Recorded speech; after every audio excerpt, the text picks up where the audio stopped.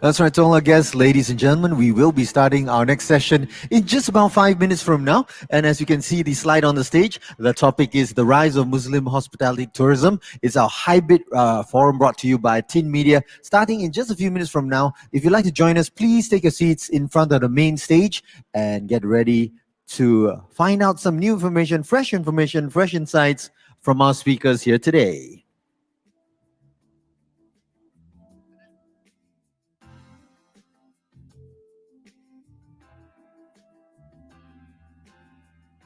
And for your information, we will be having a lucky draw for those who join our session, and you have to be seated in front of the stage. An update on the rules and regulations. Our exhibitors are not allowed to join the lucky draw. Yeah, it's only for guests. Because yesterday a lot of prizes won by exhibitors. So today, organizers have realigned the rules and regulations. Only our visitors are allowed to win, okay? Not open for exhibitors. I hope you understand. Thank you so much.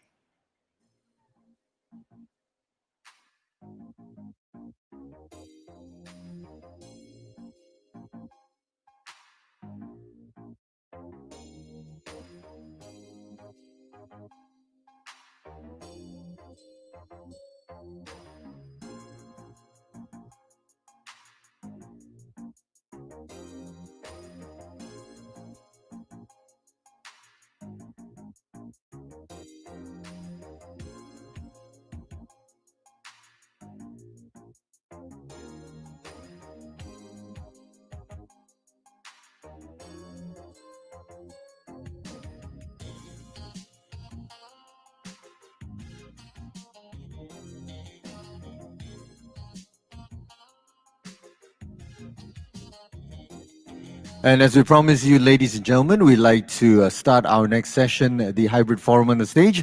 We're calling all of you who are visitors here at the hall to come and take your seats in front of the main stage as we get ready to start. And I will hand the stage over now to the moderator of this session, and it's Miss Joanne Tan, Digital Strategist of Tin Media. Over to you, Joanne. Thank you so much to our wonderful official MC, Mr. Chris Gan. All right, ladies and gentlemen, this morning itself, we are very happy to be here, and I'm very lucky to be sharing the stage together with our wonderful woman here. This is a Iron Lady. Can I call you an Iron Lady? Wow, itu dia. Iron Man, and we got Iron Lady. And I've also got someone online dialing in. So for your information, ladies and gentlemen, this is actually a hybrid forum, and we'll be discussing a very interesting topic. Is about Muslim hospitality. And I'm very happy to introduce to you our panelists today. On the stage right now, I have Puan Amnah, who is the Vice President of Arab Malaysian Chamber of Commerce, AMCC, Puan Amnah. And I've also got someone online with me. Okay, you can see him live right now. Hi, Encik Faisal. So that's Encik Faisal. Encik Faisal, want to wave to us? Okay, that's Encik Faisal Ahmad Fadzil, the co-founder of Tanamera Wellness Center. Ladies and gentlemen, a little bit of information of who you are listening to right now. Puan Amnah Shaari, the Vice President of AMCC, is actually a multi-award winning international business consultant. And not only that, she also owns Serunai Commerce Sdn Bhd, which is actually an award-winning technology, how do you call that? Company, yeah. So it's a very, very big initiative that is award-winning. And being a CEO for more than 35 years, 35 years. Yeah, she is a business consultant in bridging business and investment gaps in Malaysia. Yeah, with multinational companies throughout the world, and she's also a numerous award winner. Wow. And under the Ministry of International Trade and Industry, she's also assigned by numerous agencies to actually lead and inspire female entrepreneurs. So if you have female entrepreneurs in the house right now, look for her. I'm pretty sure she can share a bit of experience with you and maybe give you a bit of guidance on how to be like her, a true iron lady. And on the screen, I've actually got Encik Faisal dialing in from his house. Encik Faisal, are you from your house? No, it's my office. But office. Okay, Encik Faisal is a computer science expert. But then he ventured into Tanamera Wellness Center, wellness initiative. So Encik Faisal is someone who's very passionate in sharing traditional wellness recipe with people around the world. So Encik Faisal, thank you so much for joining us. And with Tanamera experience of more than 10 years, his experience in making sure people enjoy the wellness, the traditional wellness for more than 20 years, this is the man that can share with you what is the best of Muslim hospitality or Muslim-related wellness. Itu dia. So we have a very, very strong panelist here. All right, without further ado, let us talk about this topic. Puan Amnah, your mic. Okay, so maybe we can start with Puan Amnah. We talk about Muslim hospitality, right? And Malaysia being the lead in organization of Islamic conference. Malaysia actually lead in front of UAE, Indonesia, Turkey, Saudi Arabia, and whatnot. What do you think? How Malaysia get to be the lead actually? What happened? What did we do right that we are on the front? Wow. Thank you very much. Thank you very much, Joanne. Thank you, organizer, for inviting me. Apa khabar orang Penang? Harap semua orang happy, you know. I was told that this conference is also virtual and it goes also around the world, which is amazing. Yeah. So this is a very good question about, you know, what do we do right? You know, all these years. As you know, JAKIM or Malaysia policy on halal been around for more than 50 years, so it's not new. And today there's about more than 300, or if I'm not mistaken, close to 400 organizations or government agencies who are really involved in halal. Even you want halal funding, halal advising, not just certification, yeah? And today, JAKIM is the world leader or the chairman of 84 certification bodies around the world that use our ISO in 46 countries. So this is not just happened overnight. You know, this initiative been around for many years. I would say very good 20 over years that we push this. So what do we do right? We do many segments of the halal. It's not just about food, the premises, the restaurant, the hotel, everything we go through it, and especially the ingredient, yeah? And the ingredient doesn't come just kat Malaysia, it goes also outside of the world. So that's why we have 84 certification bodies in 46 countries. And this goes to China, Japan, you know, Korea. So all these ingredients also come to our country. So it's a multi-blend of the world. So of course, I like to tell Joanne, hey, we Malaysian are friendly people lah, you know, alhamdulillah. of course. Yeah? And look, I have a sari Indian, I make a baju Melayu. Yeah, that's the beauty of baju it. kurung. So what I'm trying to say to you, the blend of three culture or more in this can Sabah, Sarawak semua, amazing culture, and Islam has been around since 1400, as you know, but we have other religion as well. So it's a broad question you ask me, Joanne, you know, like what do we do right? Mestilah I cakap, you know, I have to say that we have done many things right, but it is a great effort by everybody. And we are friendly culture. We have the basis of the halal ready, you know, where when people come here, Muslim friendly, senang nak pergi hotel, they can eat easily anywhere and they don't have the doubt. And plus, orang Penang, very friendly. And you are the award-winning state for many beautiful street food. Yes, I think Penang deserve a clap on that. Yeah. So we do not discount that. And of course, beautiful islands, beautiful place. And Alhamdulillah Rabbil Alamin, COVID turun, you know, meaning Allah has been very kind to us. And kita tak bergaduh, tak ada war, kita sehat, free education, free medical. So banyak lagi. So what do we do right? I think in all phases we done excellent. And I must congratulate our country. And I'm from Negeri Sembilan, but I love to come here. I love to go to Sabah, Sarawak, Kelantan. So we should not discount that. So we have done many things right. I think I should stop there, Joanne. Huh? No, actually, it's very beautiful. I think Malaysia actually indeed do something right, and we should be proud of JAKIM itself being able to give certificate that is recognized around the world. Yeah, and because of that, I think it helps a lot of industry. How about you, Encik Faisal? What has actually benefited? What you benefited from promoting Muslim hospitality using Tanamera? I think one of the things that can you hear me? Is my voice clear? Maybe a bit louder, Encik Faisal. Okay, all right.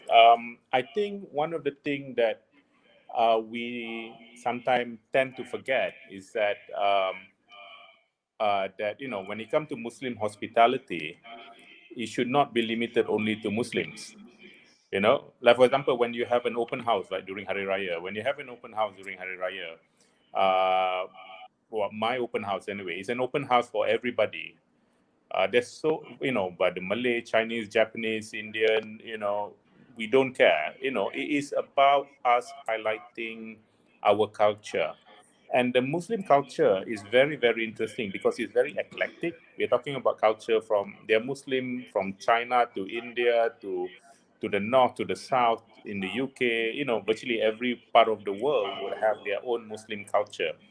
And also and as you know, especially in the Western country, there's so much misinformation about Muslims, about the religion of Islam itself. So this is a way that we can actually bridge the gap. For example, the best way is just looking at food.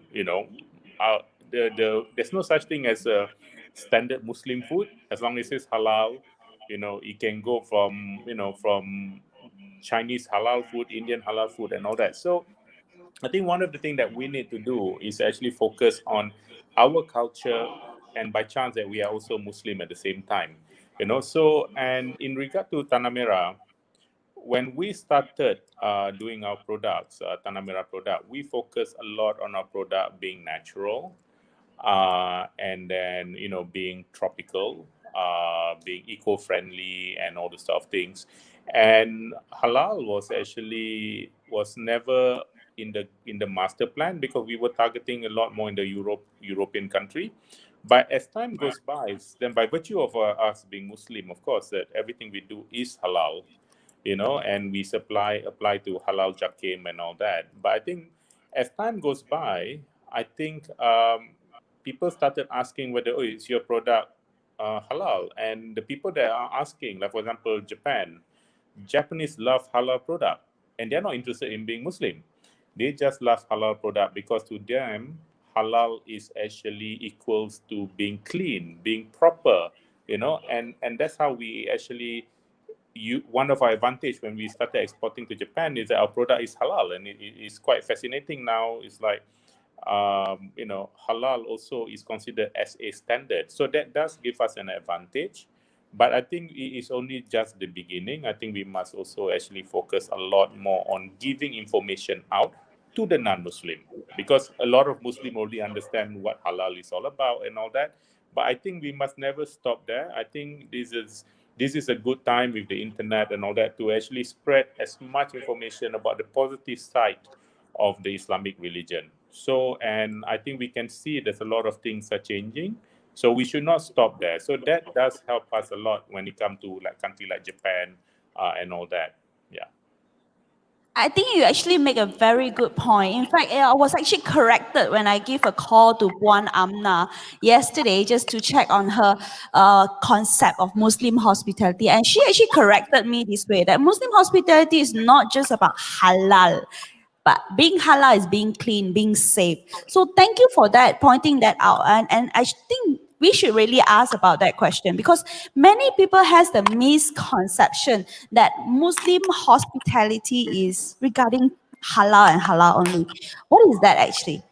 How do you actually connect? What is wrong in that kind of misconception? I mean, for a Chinese, when I see Muslim hospitality, I immediately brand it to halal, which is wrong, according to Puan Amnah.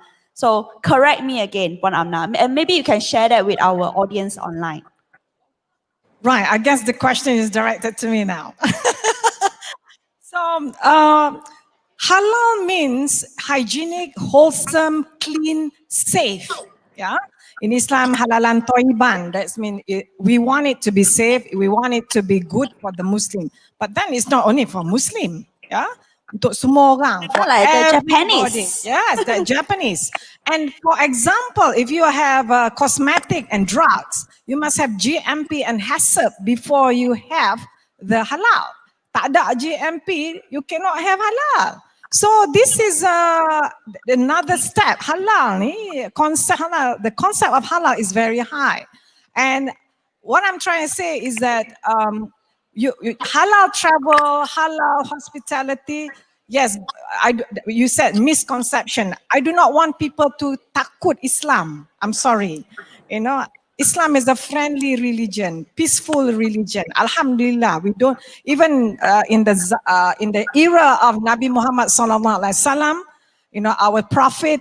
There are many racial group and religion that live together with our prophet, and he doesn't stop people from practicing the religion. Yeah, so halal is good. But Muslim friendly now is attracting everybody. Even now in China, the one that bought a lot of halal food are the Chinese, because they know halal is real and good, not chicken bukan chicken, rice bukan rice. I'm sorry, yeah, I'm being, yeah.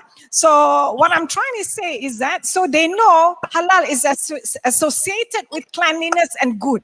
So they will buy it. So Cik Faisal dah cakap kan, so when people goes to a country, when they say Muslim friendly, by the way, Muslim is more educated, got more money now. Kita ada duit.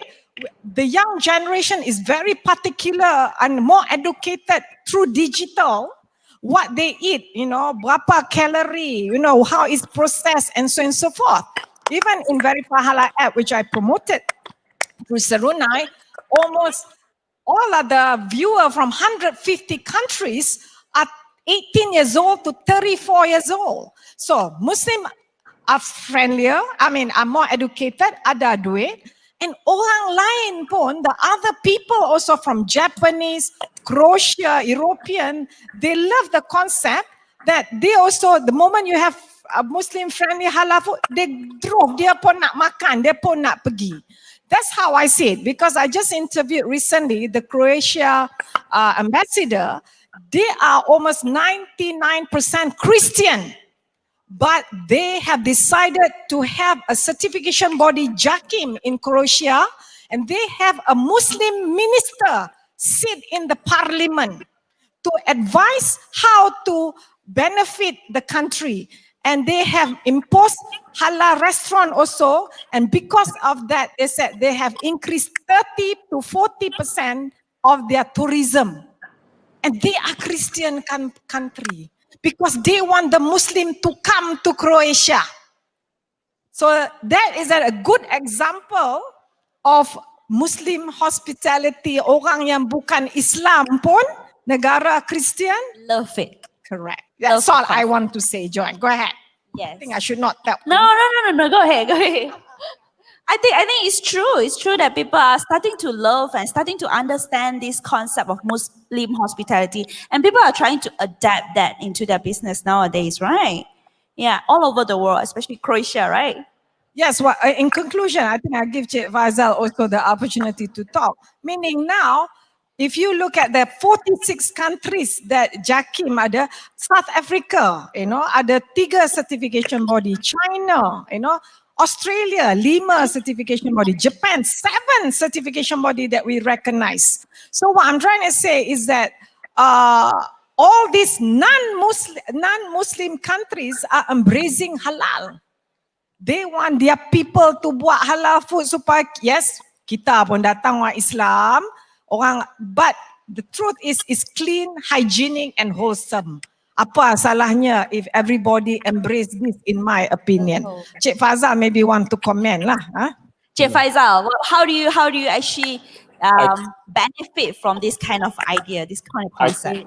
I think I agree with Puan Amnah in regard to halal and toyiban. Because I think it is actually, but from a manufacturer perspective, the concept of toyiban is actually much bigger than that.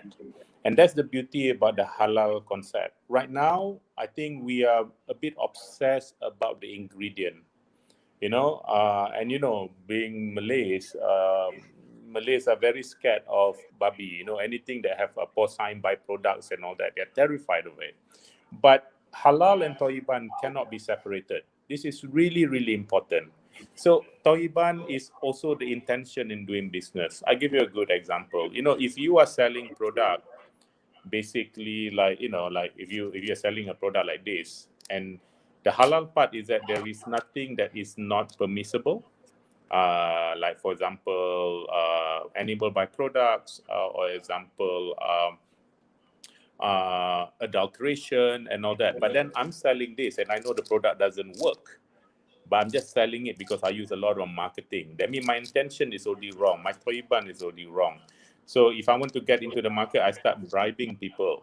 That means the way I do business is already wrong. If I force my staff to do forced labor to do this product, so at the end of the day, I am taking advantage of people. So that again is a part of the toyiban. I think as we need to expand this whole concept of toyiban, because the beauty about Islam is that it's not only a religion only, but it's also a way of governing.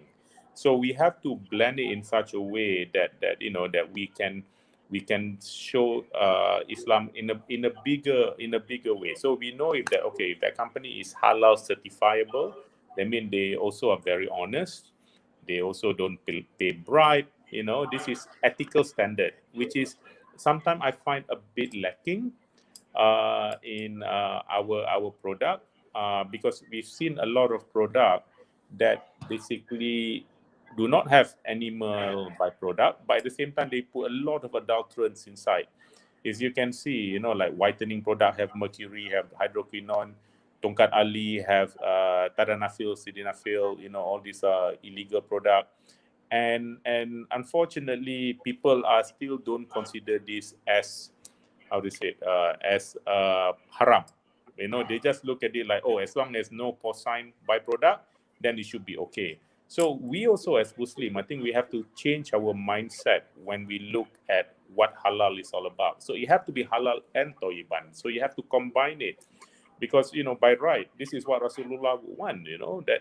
If you know the story of Rasulullah, every time he said Amar, right, he always put a bit extra, just to make sure that he don't shortchange people. to show when he sells dates, if somebody buy 1 kilo, excuse me, he might put 1 kilo, 100 gram, 1 kilo plus another 100 gram, just to make sure that the people get what they paid for and not less than what they paid for. He want to be on the safe side. And that is what halal and toiban. Of course, tamar is halal, but what he's doing is toiban. So the way of business need also have to support the halal and toiban system. I think this kind of ethical concept of not shortchanging people is actually something very beautiful. Business people, it's best that I earn a lot rather than I earn little, you say. But is this a challenge or is this an opportunity? What do you two look at this? Panelists, what do you think about this? Is this a challenge or is this a opportunity that you can, use it in your sector, in your business? On my side, I think it's both. It is definitely a challenge to change people's mindset when they are doing manufacturing, when doing good quality product. Like, Tanamera product is an ethical product. We are human friendly. That means none of our ingredients are dangerous. And, and then we make sure that all ingredient that we have is, of course, is halal. But we make sure also that the product doesn't have anything that can be detrimental to human health, like sulfates, something like that. It's eco-friendly. Eco-friendly as in, we don't use a lot of packaging. We make sure whatever paper that we use is only fully recyclable paper, brown papers like this, non-bleach. And then, of course, we are animal friendly. We don't do any animal testing and all that. And this is all very Islamic, but somehow along the way, I think we Muslims tend to forget that, but things now are coming back. So the ethical part of it is a great opportunity for us to go bigger, to explain. Like what you said, Joanne, is very true. The Muslim community worldwide now are getting younger and more educated. Puan Amnah was saying, are getting younger and more educated, and they are more demanding. They don't want to buy a product, just because you have a halal stamp on it. They want to know the story behind the product. They want to know, are you, environmentally sound and all that. I don't have to go far. Even in Malaysia, Tanamera users, we are getting more and more Malay users now for Tanamera product.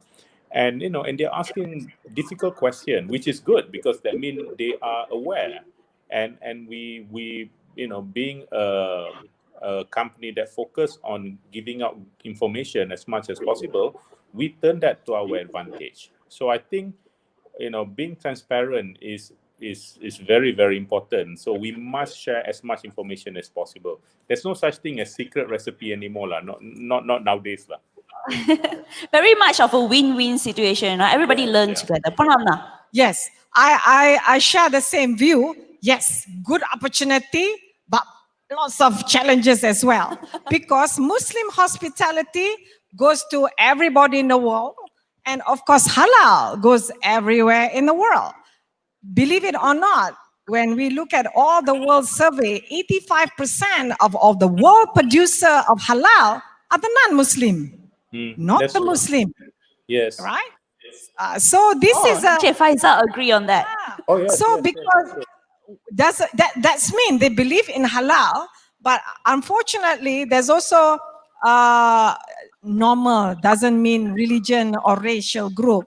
Manusia, human being, they will take advantage of it. Do you know that Malaysia is very stringent in halal, which is we have a law, 1 year jail or up to 5 million ringgit compound. Okay? And practiced by Ministry of Domestic Trade, pergi tangkap. Pun banyak yang jahat, yang buat fake halal. And this goes around the world where dia buat aja logo JAKIM ke atau logo-logo kawan-kawan JAKIM yang 84 certification bodies tu pakai tampal aja, just put it at the restaurant or the product because they don't have the ethic. So how do you catch these people? This is the test.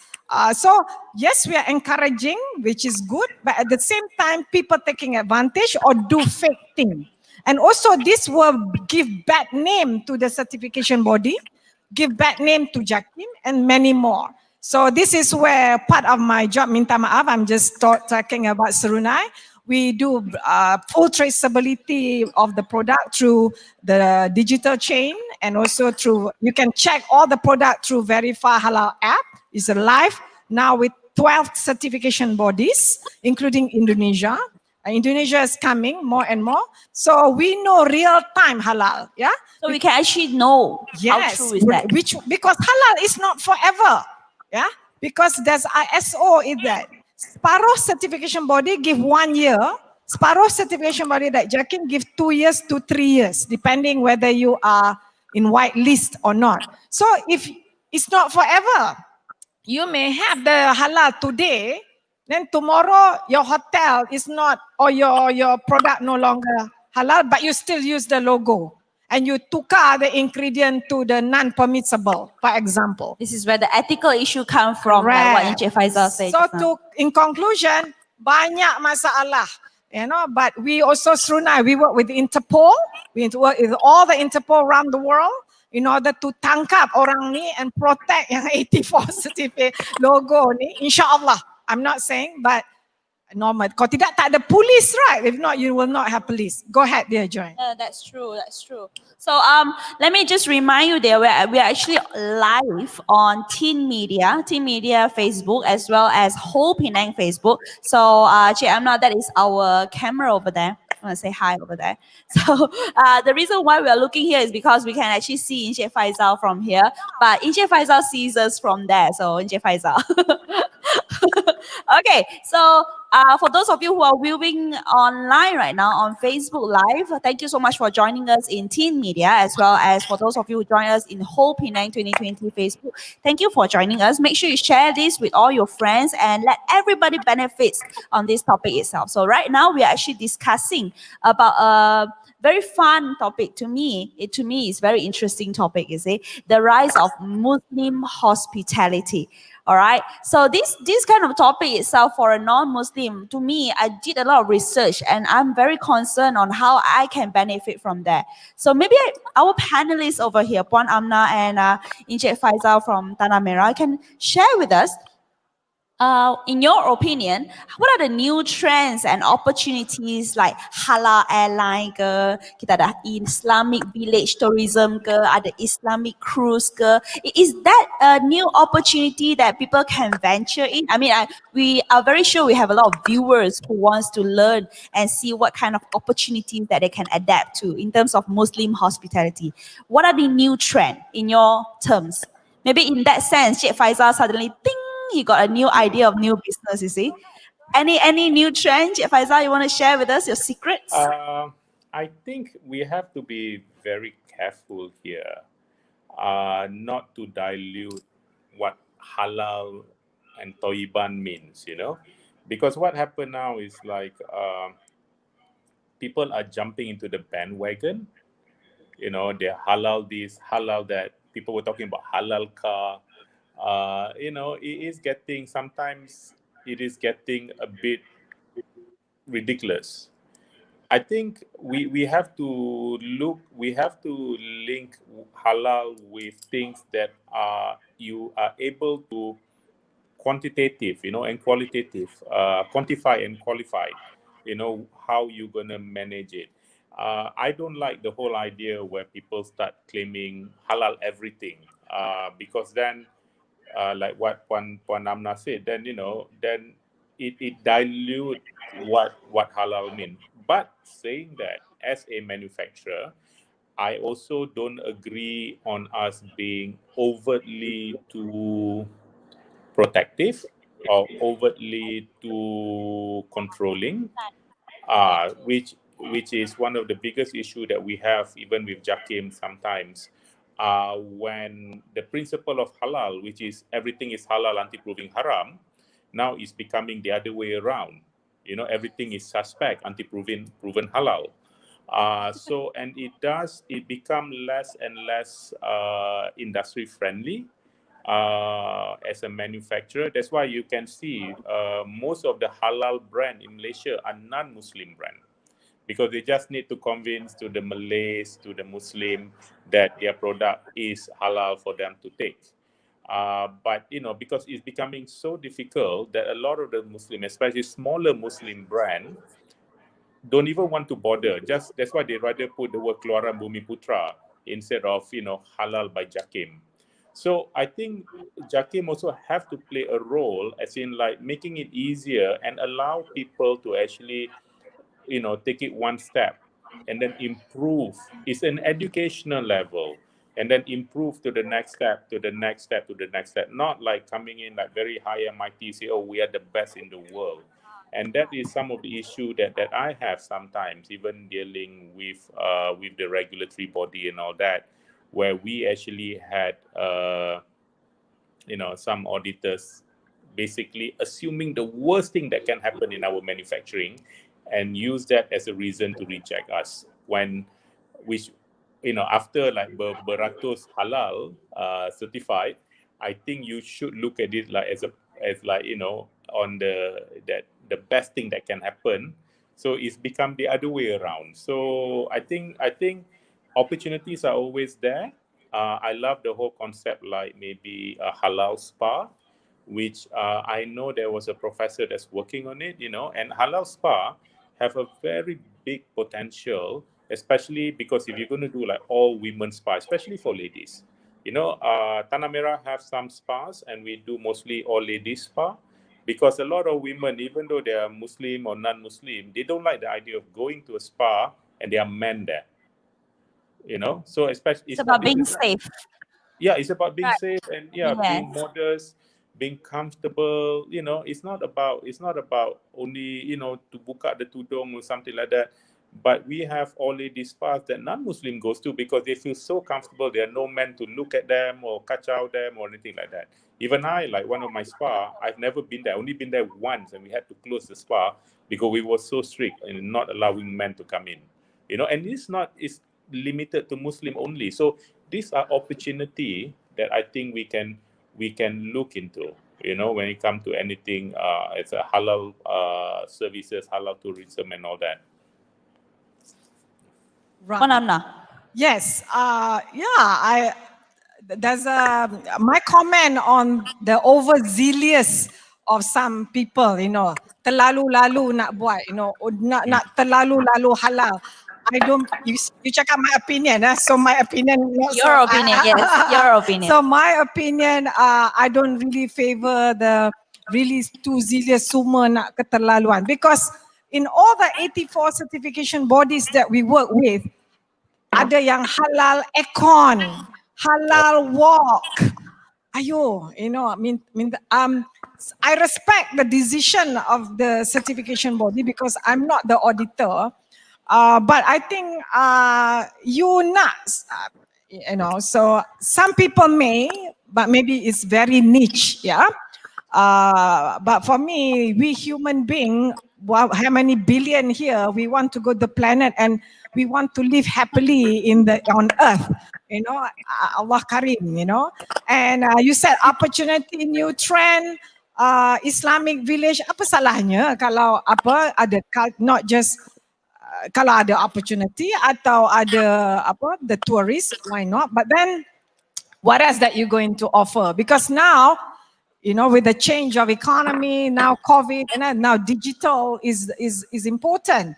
Even this today is a hybrid. You can go through online and you see the booth and also the information about the booth. So for me, I think in conclusion, I do not want to go into too zealous. I think Muslim friendly is good. I just like to inform you, Ministry of Tourism last year has come out with a Muslim friendly standard, which is now, I know there's an auditor like Sirim, you can give it to all around the world. So any countries around the world, I'm talking to you now, so any countries around the world that want a Muslim friendly standard like Japan, Korea, China, Germany, you can have this standard, which a very good one from Malaysia. Inshallah, you will like it, and certify this properly, yeah. So I know it's not Malaysia aja buat, but so far kita punya halal dan semua standard kita is considered the gold or the platinum standard of the world. I would like to keep it that way, and so encourage this sajalah, jangan terlalu Kadang-kadang bila orang tanya, oh ni wok ni halal tak? Susah I nak jawab pun bila I pergi luar negara. And I pun malu juga kadang-kadang macam mana nak jawab. You know, aircon halal. Minta maaf. Okay, sorry, that's my opinion.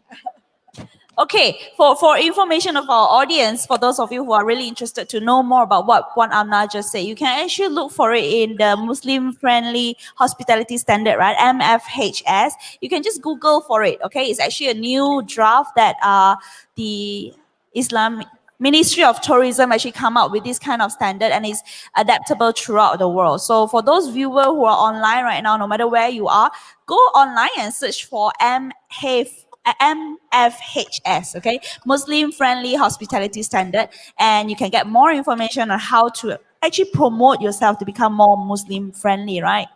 I like to add, actually, all this Muslim friendly halal, actually 10 years ago, or 20 over years, actually, we started this. We want to create new economy. I'm just being frank here, because during that time, we have a lot of unemployment, Muslim and non-Muslim. There's a lot of Islamic studies students. And how do we change and create a new economy through halal, through what we have?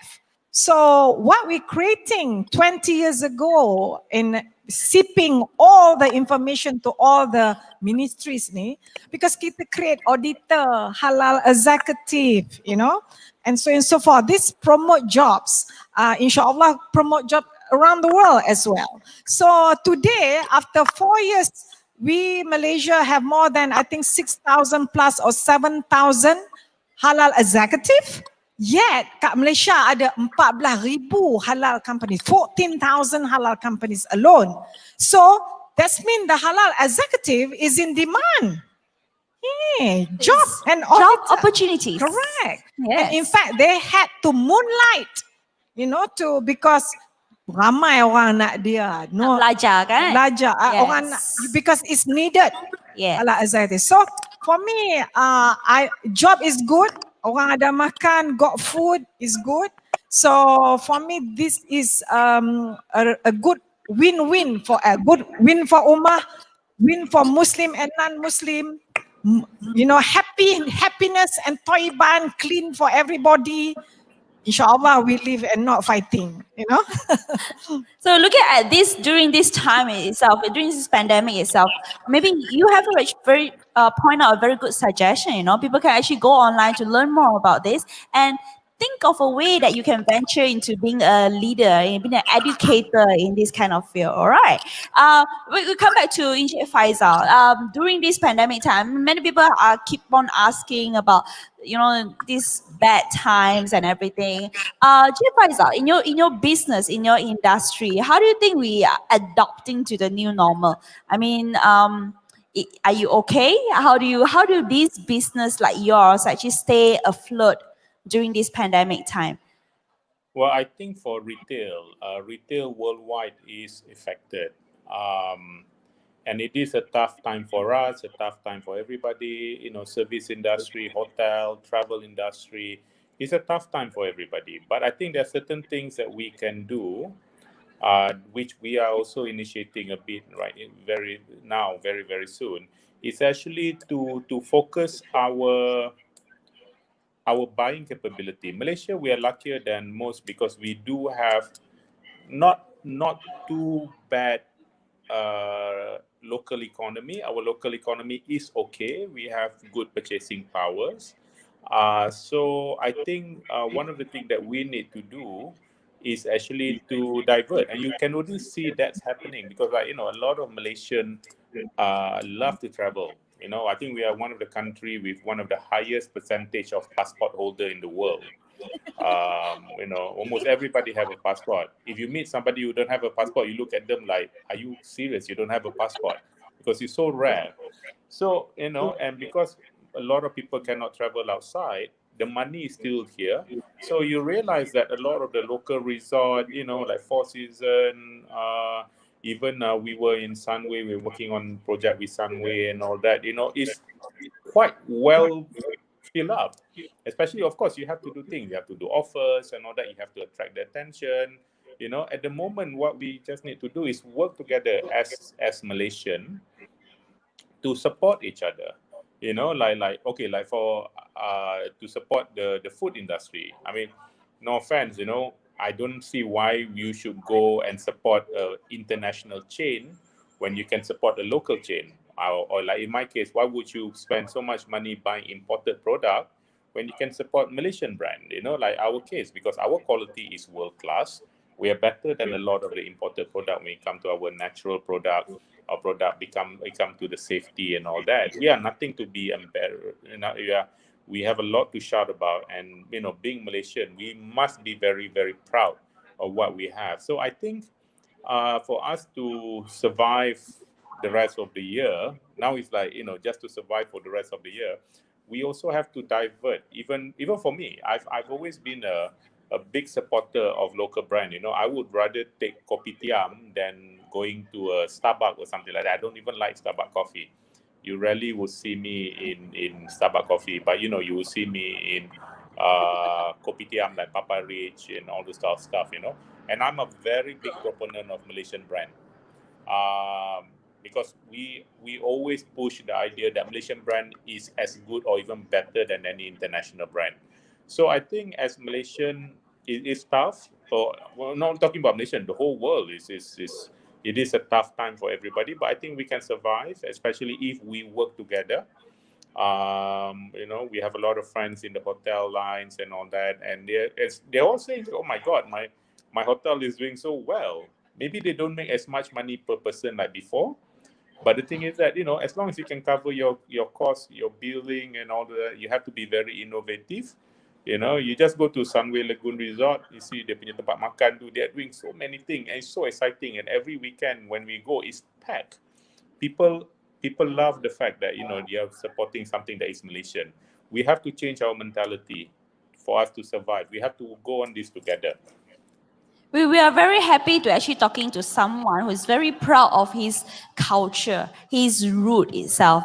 For your information, Encik Faisal actually from Tanamera, he told me that the product is based on Malay art of wellness, Tanamera Wellness Center. And it was actually inherited from his very own mother, Hajah Siti Fatima. And Hajah Siti Fatima actually inherit from her father.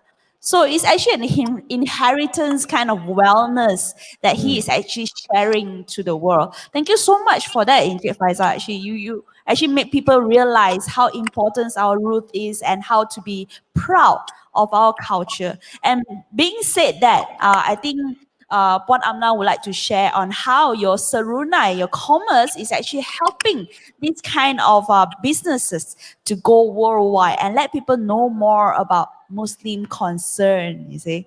Yeah. Okay, thank you. But I like to go back to the first earlier question about the new normal. So how we all Yes, go please. about that. How are you doing? So this is also related to Serunai because first of all, before we talk about business, I think there's a reason Allah or God sent COVID-19 to we human on earth. I think we are too greedy maybe, huh? Or maybe we lack the humanity in us. And I think we should look at the environment, the way we treat human beings. That's my personal side. Okay, let's go to the business. So on the business side, yes, digital has become the new normal. I think you're in digital. So people buy online, orang tua-tua, old people also, they do use e-wallet now. They know how to do, WhatsApp, Facebook, and so on and so forth. They see their friends and they talk through online. Even now, for the first time, Zoom, they make good money, billion now, because suddenly everybody pakai Zoom. So back to Serunai, we give the auditor system, we give the applicant system, it's traceable through blockchain. We give the rakyat, the human being, the Verify Halal app, so you know exactly what's going on. You talk about QR My Sejahtera, Selangkah, whatever it is. Do you have a special app in Penang used to have Penang Care. Penang Care. There you go. Okay, so Penang Care. So people are getting used to QR. So people want to check QR, and so on and so forth. So this is how the old and the young are changing their ideas. And back to the opportunities, let me tell you that e-commerce memang naik. Tapi hari itu banyak zoo and even museum around the world have virtual tour. You can go to Lavu, you know, for France, you know, tengok Paris tu, you boleh tengok, you pergi virtual tour tengok Mona Lisa, you know, and so on and so forth. You can tengok cat in the zoo online and see the fish online, and they can put money lagi bagi makan ikan tu, bagi ikan paus tu, because they love that. Because that will help the zoo. I always believe zoo is for rehabilitation, you know, untuk menjaga haiwan atau biar memulihkan haiwan rather than menangkap dan taruh dia kat situ. Minta maaf. So this is how I see things. The new normal, digital has changed the whole, including today, the hybrid webinar. I think that, silalah Joanne, you cakap lah pula now.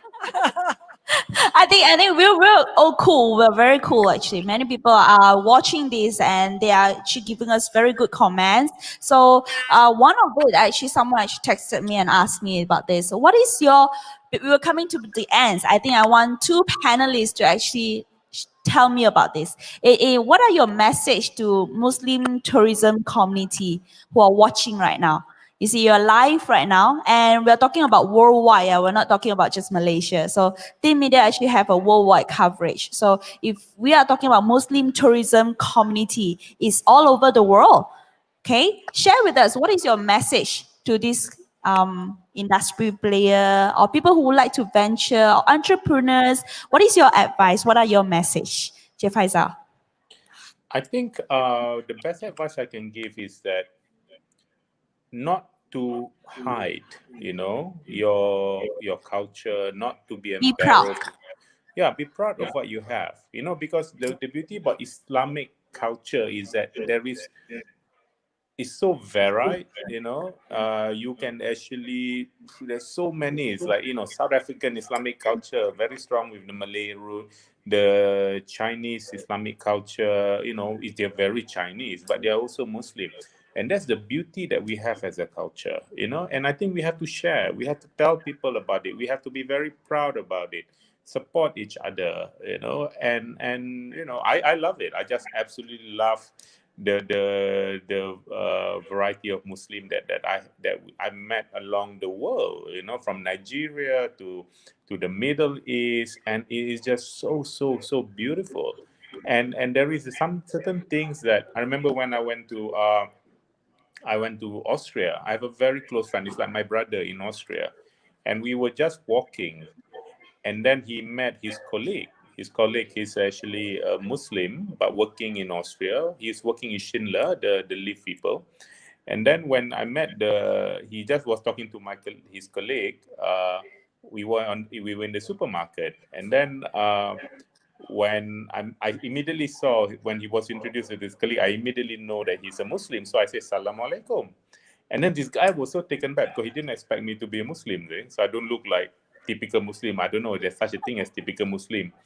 And immediately he said, "Oh, you're a Muslim," you know, and say, "Yes." I said, "Oh, why don't you come to my house, meet my family, have dinner and all that?" I said, "Well, inshallah, you know, if time permit." And my friend just looked at me and said, "I've known this guy for 7 years. He never invited me to his house." You know, and you just met him within 5 minutes, he invited you to the house. I said, "What gift?" I said, "Well, because one, we are Muslim." And I think that also a mistake on his part is that he should invite my friend to his house, you know, to see how the Muslim culture is all about. So I love the fact that, you know, I can go anywhere that, you know, a Muslim would actually just talk to me because I'm a Muslim. But I think we can do better than that. I think we have to invite non-Muslim into our home, you know, to see what we are all about, you know. And I think that's a mistake that hopefully as Muslim, we all have to change that. I mean, if you ever come to my open house, unfortunately this year we don't have open house. We have hundreds of people from all over the world, from different race and all that. We have the real open house. You know, we have strangers from the street literally curious about us, and we invite them to come and eat, you know, with our family. So, and we need to be more open as a culture and hopefully also as a business. I really don't like this idea that Muslim product is for Muslim only. I don't like that. So we have to be magnanimous. We have to be open. We have to share as much as possible. That's my message. Like Puan Amnah also. Right, a good question. There's a message to Muslim tourism community. Yes. So Muslim tourism community does not mean orang Islam aja, orang non-Muslim also. So I agree 120% with Cik Faisal.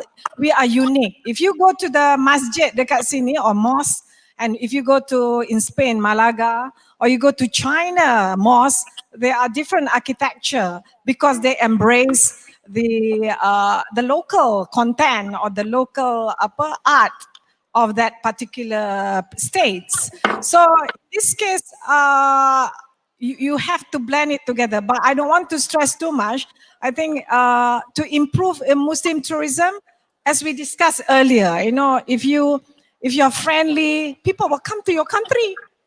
If you are kind, if your food is nice, if you take care of the hygiene, Alhamdulillah, you welcome them, you say hello, you smile. I think we human, the whole world be happy, not just Muslim community. By the way, orang Jew pun, Yahudi, they also have kosher, dia pun tak makan babi. They also don't take pork, so they may like to come also. And I know some Muslim also take kosher when they go abroad, or some Jew take halal food. So I think the message that I always believe that we should embrace things wholesomely, and we should experience all this beautiful thing on earth that Allah give, together. That's all. Yes, thank you so much to Puan Amnah Shaari, the Vice President of AMCC. And that was actually a very, very beautiful message. It's something that really opens up the mind. And Cik Faisal as well, the co-founder of Tanamera Wellness Center, for joining us on our hybrid forum. Ladies and gentlemen, for those of you who are watching here on the ground as well as those of you online, one simple advice, just like what Encik Faisal said just now, I truly agree with him 150%, that we have to invite people to come into our house, to love it. And being a non-Muslim itself, I'm very lucky to have friends who actually share with me the beauty of Muslim hospitality, you see. I've been working with people who are Muslim, and they share with me the beauty of how you treat your guests.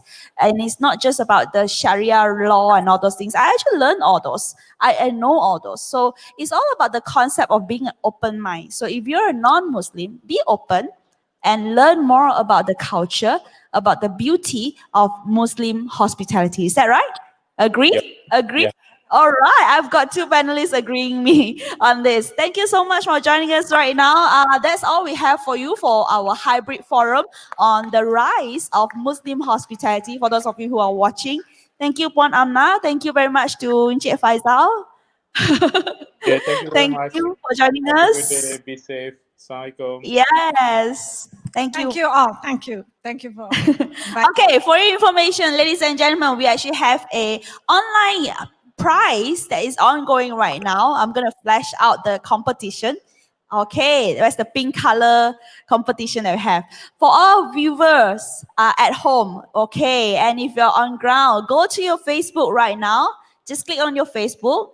Make sure you look for teen.media, or you can just simply go into your Facebook and look for Teen Media. And from there, you can actually see the live session that we are having right now. You can see me and Puan Amnah on the stage. Okay, that live session, all right, in about 2 seconds, I will be flashing out a photo, and you will have to write down in the comment section very fast to let us know what picture is that. Okay, and we will be selecting lucky winner who will be announced tonight on your Facebook page. All right, very simple.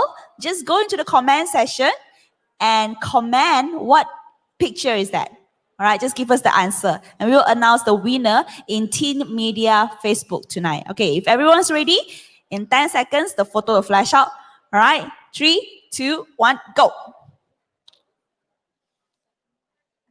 All right. 5, 4. Tell me what picture is that? Quickly put in the answer. Okay, there goes the 10 seconds. Quickly put in the answer and we'll announce the lucky winner. And don't forget, the prizes are up to 10,000 ringgit for these 3 days. So make sure you are one of those lucky winners that we select tonight. All right, without further ado, I'm going to pass the stage back to our professional and official MC for Whole Penang 2020. Ladies and gentlemen, Chris Gunn.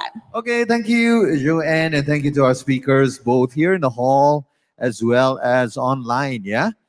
And Puan Amnah will be taking a visit around the hall, I believe. Okay, as we promised you, we got lucky draw prizes for the visitors. And let's get the bowl out. Arman's going to bring the bowl out. You drop your name card in. We're going to pull out some winners. Drop in your name card. Any of the visitors to the hall, you can put it in. We do not open for exhibitors though. Okay? Exhibitors are not allowed to win the prizes today. Because yesterday a lot of prizes were taken home by the exhibitors. So we want to give it to the visitors. Come, please. Drop in your card. Don't be shy. It's easy to win.